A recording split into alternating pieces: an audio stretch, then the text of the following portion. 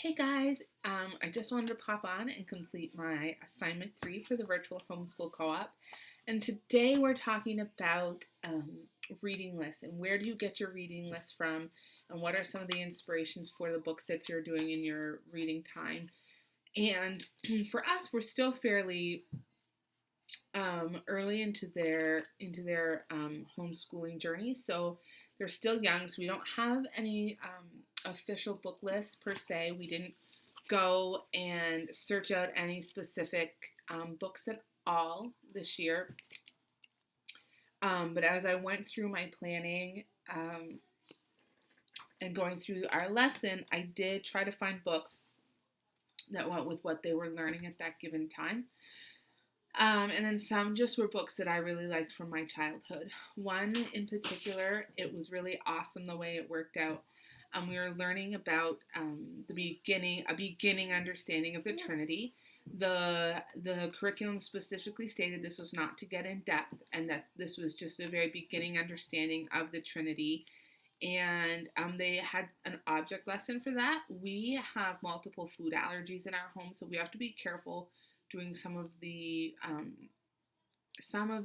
activities that involve food, because we can't do all of those, and that's not something that we're necessarily even going to have in our home. So when I knew that we were going to be doing talking about the Trinity, I looked on Amazon and I found this book, and this is a picture of God 3-in-1, and it's just explaining the Trinity with the apple peel, the flesh, and the core. This is a book that was very influential in my understanding of the Trinity. Growing up in an evangelical Christian church, we did talk about the Trinity a lot. My mom taught in the children's ministry, both in Sunday school and in children's church, and she used this book often, both at home and at church. And this was I can remember this, you know, I have vivid memories of this book and very fond memories of this book. Hers was paperback, and I assumed I was going to have to find it on eBay and that it was going to be a gnarly copy. She had given hers away, and that made me really sad. But I went, looked, and I found it on Amazon, and I was just thrilled. I was thrilled to find it. So that I knew was going to be what we were going to be doing for our reading time in that day. And we have picked it up other days as well. He likes to go back to it. I ordered this one again off Amazon, and I love this one as a kid. And this is more spaghetti, I say. It's a Scholastic Reader Level 2, so it's beyond what he's going to be reading, the reading level that he's going to be at. But we love this one because it's silly. It's fun, and there's lots of repetition and rhyming, so it's easy for them to kind of fill in the gaps. So as I'm going through the book, I can pause, and he knows when to say, more spaghetti, I say, or I'm eating spaghetti, and that appears in the book quite often. So that was a book that I really wanted, and that was just for fun. I ordered that, and we read that during our story time, and he loves it. Another book I talked about in another video, The Very Hungry Caterpillar.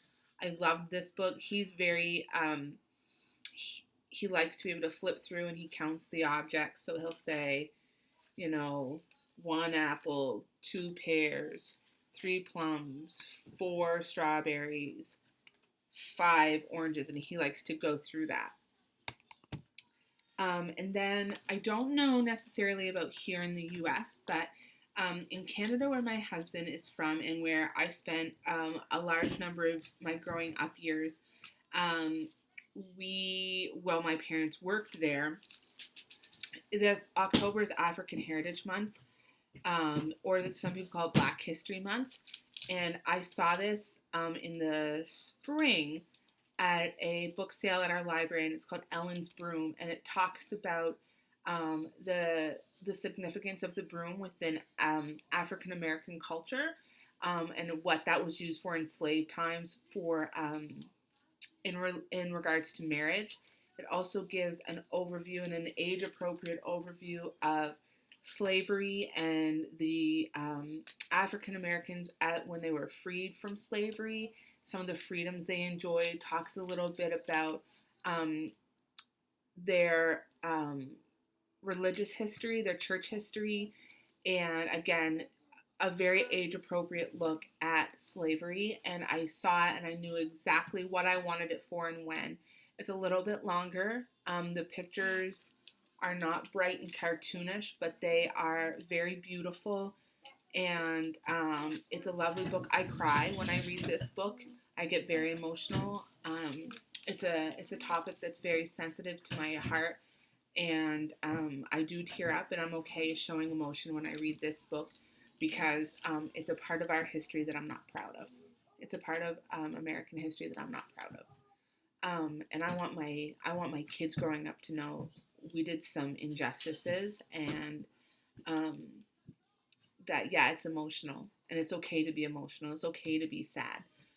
But then we talk about the redemptive, um, when they were enslaved and how we can kind of some of the things that happened as a way of making them or trying to make amends, or some of the redemptive things that they tried to do. So Ella's Broom, that's a great one.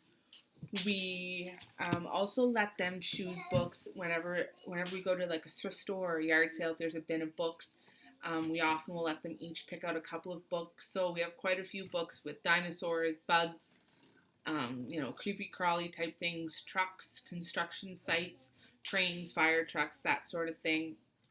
We'll do ABC type books, first words, that kind of stuff, just to keep everybody engaged. My youngest, his choice of books are going to be much different than my oldest, and we'll sometimes do separate story times so that they each get a book that's more age appropriate. But yeah, so that is it.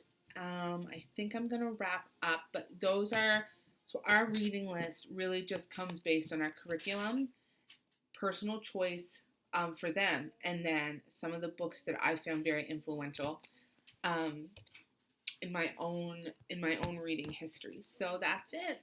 Hope you guys have a great day. Thanks for watching. Bye bye.